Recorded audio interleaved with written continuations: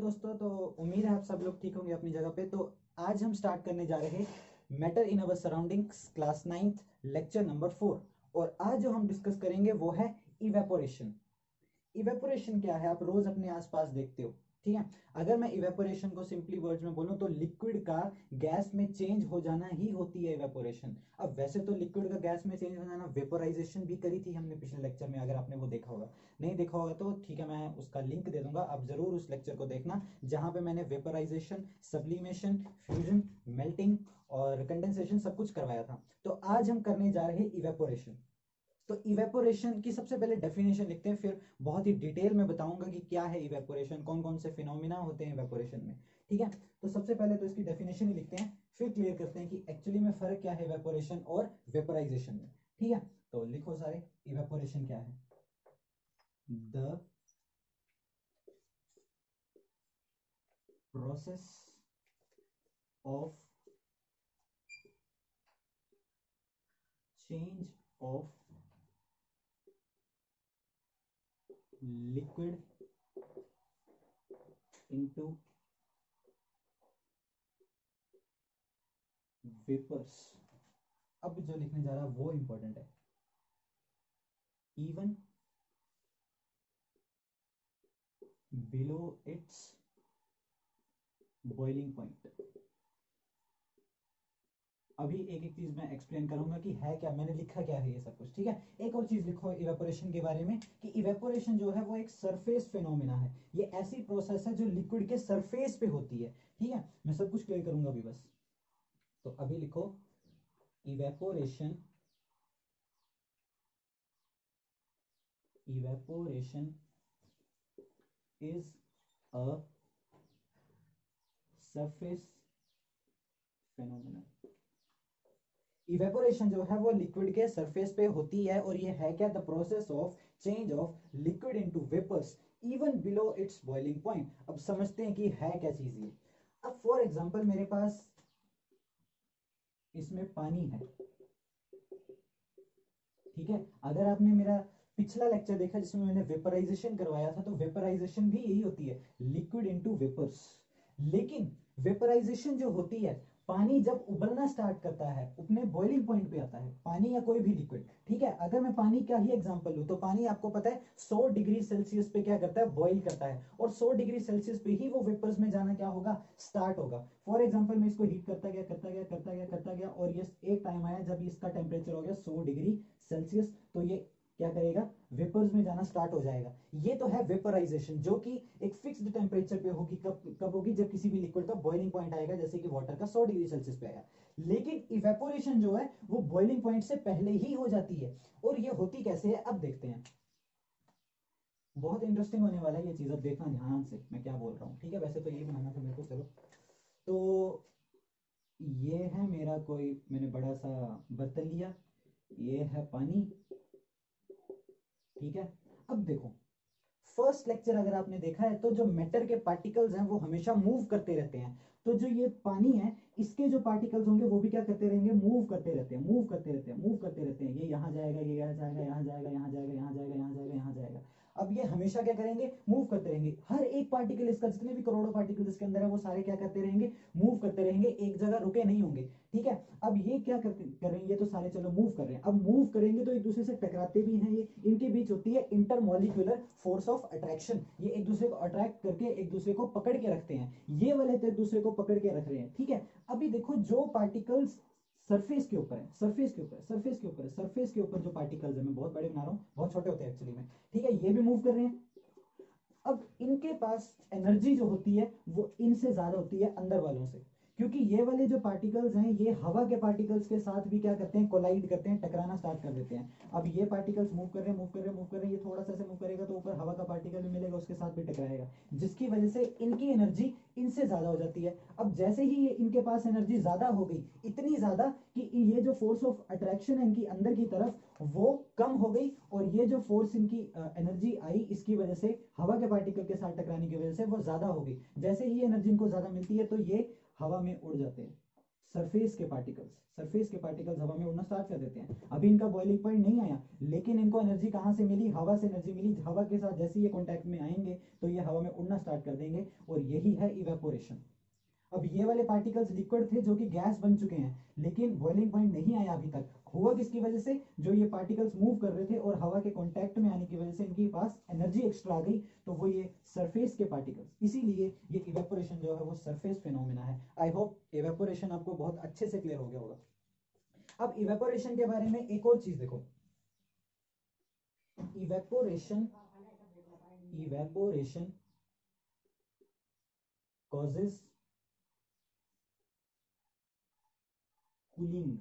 जब इवेपोरेशन होती है तो वो आसपास के एनवायरनमेंट से हीट को ले लेती है, उस चीज को ठंडा कर देती है। अब यहाँ पे जो इवेपोरेशन होगी तो ये इस जगह को क्या करती जाएगी? ठंडा करती जाएगी। जहां पे इवेपोरेशन होगी वहीं पे चीज क्या हो जाएगी? ठंडी हो जाएगी। बहुत अच्छा एग्जांपल, जब आप परफ्यूम लगाते हो ना, ठीक है, परफ्यूम लगाते हो, सोचते हो लड़कियां आएंगी मेरे पास, ठीक है, तो परफ्यूम लगाते हो तो क्या वो ठंडा ठंडा लगता है ना? वो क्यों लगता है? क्योंकि जो परफ्यूम होता है वो जैसे ही हमारी बॉडी पे आता है वो इवेपोरेट कर जाता है वहां से, और जैसे ही वो इवेपोरेट करेगा तो वो उस हाथ को ठंडा करता जाएगा। फिर आजकल कोरोना के टाइम में बहुत हम वो यूज कर रहे हैं, सैनिटाइजर। तो सैनिटाइजर भी जैसे ही लगाते हैं तो हाथ को में वो ठंडा ठंडा लगता है, क्योंकि वो वहां से क्या कर जाता है? इवेपोरेट कर जाता है। और इवेपोरेशन जैसी होगी वैसे क्या आएगा? कूलिंग इफेक्ट, क्योंकि वो हीट वहां से ले लेता है। आई होप समझ में आया होगा आपको। ठीक है। अब इवेपोरेशन डिपेंड किस किस चीज पे करती है, कि इवेपोरेशन फास्ट कब होगी, स्लो कब होगी, वो सब कुछ देखेंगे हम।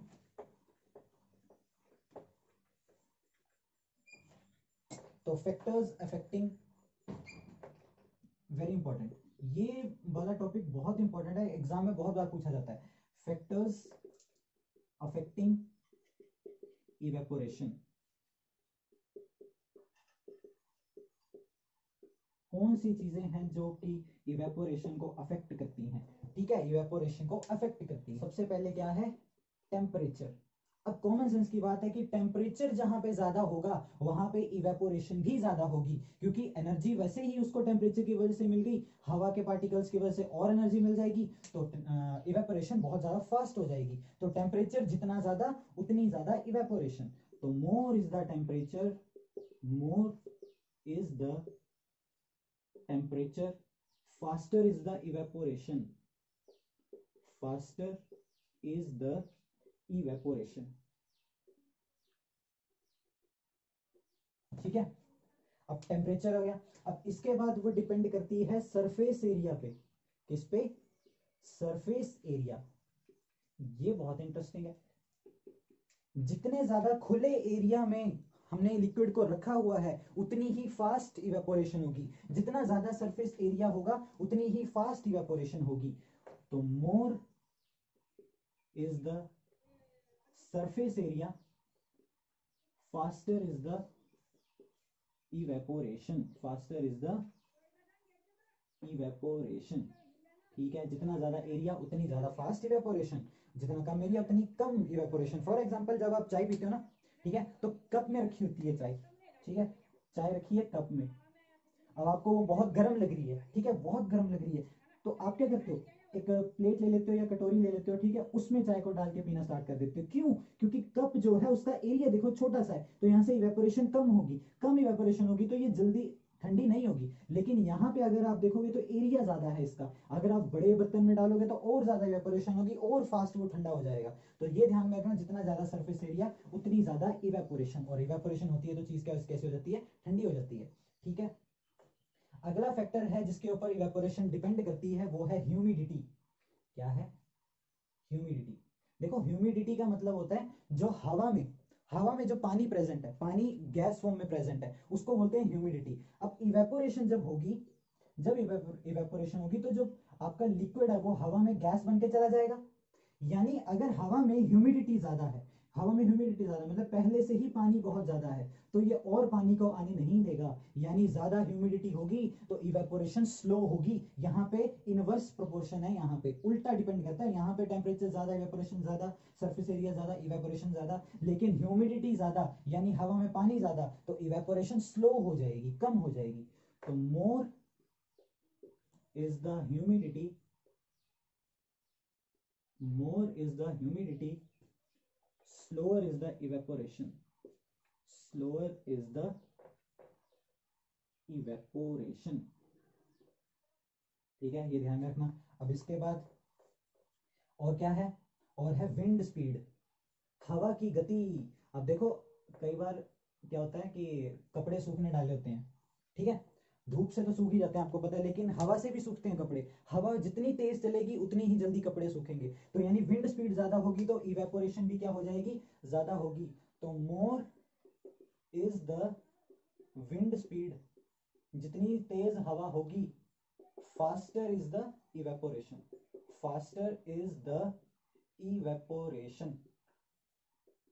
तो ये थे फैक्टर्स जो कि इवेपोरेशन को अफेक्ट करते हैं, कि टेम्परेचर ज्यादा होगा तो इवेपोरेशन ज्यादा होगी, सरफेस एरिया ज्यादा होगा तो इवेपोरेशन ज्यादा होगी, ह्यूमिडिटी ज्यादा होगी तो इवेपोरेशन स्लो होगी, ये ध्यान में रखना। विंड स्पीड ज्यादा होगी तो इवेपोरेशन भी फास्ट होगी। ठीक है, अब आपकी बुक में कुछ क्वेश्चंस हैं कि जो घड़ा होता है, ठीक है, अर्दन पोट बोलते हैं उसको या पिचर बोल सकते हैं, जो घड़ा होता है उसमें पानी ठंडा कैसे हो जाता है। तो जो आपके घड़े होते हैं ना, उसमें क्या होता है, छोटे छोटे छेद होते हैं, इसके सरफेस पे छोटे छोटे छेद होते हैं। अब इन छेद की वजह से क्या होता है, यहाँ पे पानी जो है, पानी की बूंदें इकट्ठी हो जाती हैं इन छेदों में, सरफेस के ऊपर आ जाएंगी सारी पानी की बूंदें। अब जैसे ही पानी की बूंदें आएंगी सरफेस के ऊपर, तो ये पानी की बूंदें जब इवेपोरेट करेंगी यहाँ से, तो ये अपने एनवायरनमेंट को, यहाँ पे अंदर वाले पानी को क्या कर देंगी, ठंडा कर देंगी। यही रीजन है इवेपोरेशन, कि घड़े में पानी रखा जो होता है वो ठंडा जल्दी हो जाता है, क्योंकि वहां पे इवेपोरेशन होती है। इस रीजन की वजह से छेद होते हैं, छेदों में पानी आ जाता है और वो पानी इवेपोरेट कर जाता है। समझ में आया। इसके अलावा एक और मैंने बता दिया कि कप में आप अगर चाय रखिए तो वो जल्दी ठंडी नहीं होगी, उसको आप सॉसर में या किसी बड़ी प्लेट में रखोगे तो वो जल्दी ठंडी हो जाएगी।